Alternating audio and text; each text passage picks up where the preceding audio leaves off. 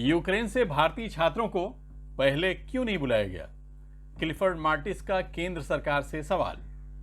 Ukraine में फंसे भारतीय छात्रों को लेकर पूरे देश का विपक्ष आक्रामक हो गया है।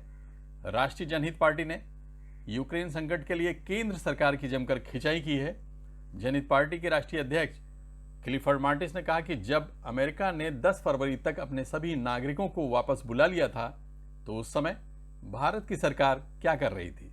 भारत सरकार ने इस संकट के लिए इतनी सुस्ती क्यों की? जब ये युद्ध शुरू हुआ उस समय पर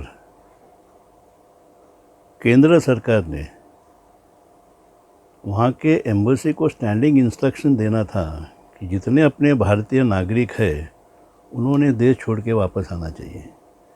अमेरिका ने तो 25 तारीख को ऐलान किया था 10 तारीख को कि आप देश छोड़ के चले जाओ, तो इन्होंने क्यों नहीं किया?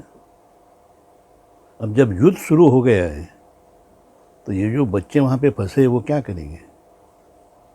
और पब्लिसिटी के लिए 3 प्लेन यहाँ से भेज दिए। जो 22,000 का किराया है उसको 60,000 किराया लागू कर दिए। तो ये देशभक्ति का नया डेफिनेशन आ गया अभी। ये नाकामयाब सरकार है, ये झूठ पे टिकी हुई सरकार है, और ये गोदी मीडिया जो है वो सच्चाई के फेवर में तो है ही नहीं। क्लिफर्ड मार्टिस ने कहा कि 5 राज्यों में भाजपा बुरी तरह हार रही है, लेकिन ईवीएम में किसी तरह का खेल कर दिया तो अलग बात है। मुझे नहीं लगता वो लोग इनको वोट दे रहे हैं, ये तो ईवीएम का चक्कर है। आपका वोट ईवीएम के माध्यम से कहाँ जाता है आपको ही पता नहीं है। नहीं तो जो जाति समीकरण इस देश में है उस जाति समीकरण के हिसाब से तो बीजेपी 15-20% के वोट के आगे जा ही नहीं सकती है। अचानक 2014 में 35% वोट ले लिए, कहाँ से ले लिए? अभी क्या लगता है 5 स्टेट्स के जो हो रहे हैं आपकी निगाह में जो है? ज़मीनी हालत देखते हुए ये तो साफ बात है कि ये 5 स्टेट में गिरने वाले हैं। अभी जो खेल है वो तो ईवीएम का खेल है।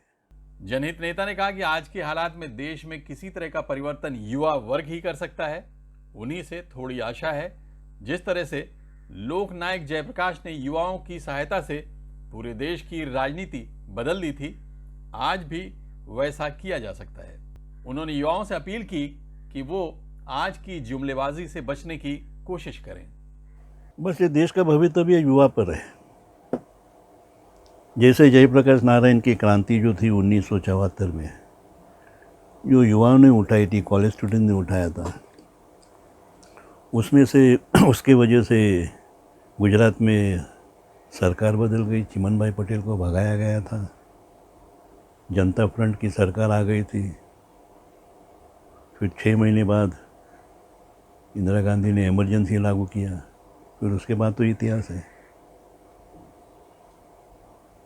तो सब यूथ के ऊपर निर्भर है। यूथ जागरूक है, लेकिन उनकी जागरूकता जो है वो मीडिया में आता नहीं है, क्योंकि मेन स्ट्रीम मीडिया जो है वो बिकी हुई है। जो देश के मुख्य मुद्दे हैं वो तो सामने आ नहीं रहे हैं। जैसे बेरोजगारी है, यहाँ नहीं आएंगे नहीं ना। बेरोजगारी पे उनके पास क्या उत्तर रहेगा? टोटल फेलियर है। या तो उन्होंने कबूल करना चाहिए कि टोटल फेलियर है और वहाँ से नए कदम उठा के रोजगारी के दिशा में चलना चाहिए। तो युवा ही कोई बदलाव कर सकते हैं। बदलाव करेगा तो इस देश में युवा ही करेगा। और कोई युवाओं को किसी तरह का संदेश, कोई राय? बस जुमलेबाजी में मत फंसो, इतना ही संदेश दे सकते हैं। और सोशल मीडिया पे थोड़ा भरोसा रखिए, क्योंकि सोशल मीडिया की जो रिपोर्टिंग होती है वो ज़मीनी स्तर की रिपोर्टिंग होती है। कोई स्टूडियो में बैठ के रिपोर्टिंग होता नहीं है।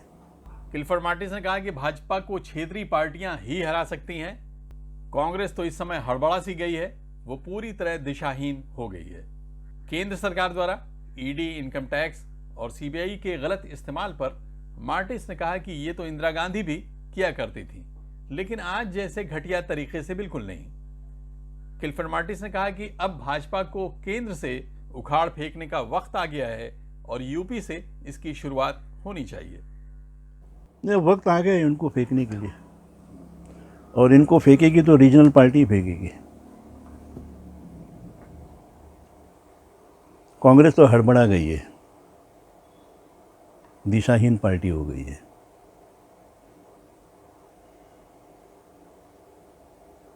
तो रीजनल पार्टीज में कौन कौन सी, जैसे देखिए, दक्षिण में द्रविडियन पार्टी है, केरल में लेफ्ट फ्रंट है, कर्नाटक कभी भी खिसक सकती है, वहाँ पे जनता दल और कांग्रेस की अलायंस हो सकती है। तेलंगाना में इनका क्या है, आंध्रा में इनका क्या है, महाराष्ट्र में तो 2.5 साल से तो काम अच्छा चल रहा है। ये शख्स ने, जिसको सियासत के बारे में कुछ जानकारी नहीं थी, एडमिनिस्ट्रेशन के बारे में कोई जानकारी नहीं थी, 2.25 साल से तो कमान सही संभाला उन्होंने। यहाँ बड़ी उथल पुथल करते सरकार गिराने के लिए, वापस बीजेपी को लाने के लिए, लेकिन अब तक सफलता मिली नहीं है। तो लगाओ ईडी, लगाओ सीबीआई। यहाँ जो महाराष्ट्र में अभी चल रहा है, ईडी को लेके, सीबीआई को लेके, इनकम टैक्स को लेके, जिस तरह से पार्टीज एक दूसरे को डराने का काम कर रही हैं, इसको आप किस तरह से देख रहे हैं? ये तो इंदिरा गांधी भी करती थी, पर इंदिरा गांधी करती थी स्टाइल में। इनका जो काम करने का रवैया ईडी वगैरह भेजने का, ये तो टपोरी स्टाइल है। जैसा गली का गुंडा गली में दहशत फैलाता है, उस तरीके से लोग दहशत फैलाने के लिए कोशिश कर रहे हैं।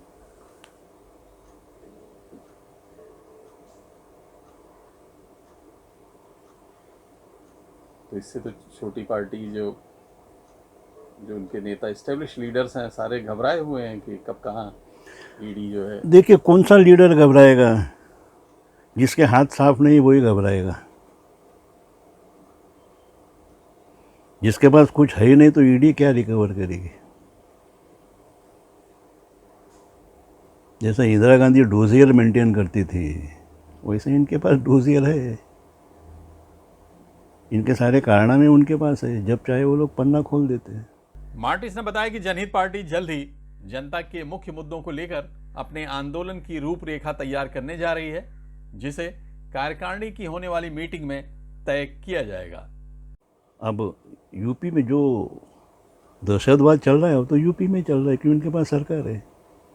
और जिस दिन इनकी सरकार नहीं आती है तो इनका सारा नौटंकी ख़त्म हो जाता है, जेल जाने से डरते हैं। Press 9 news bureau, Mumbai.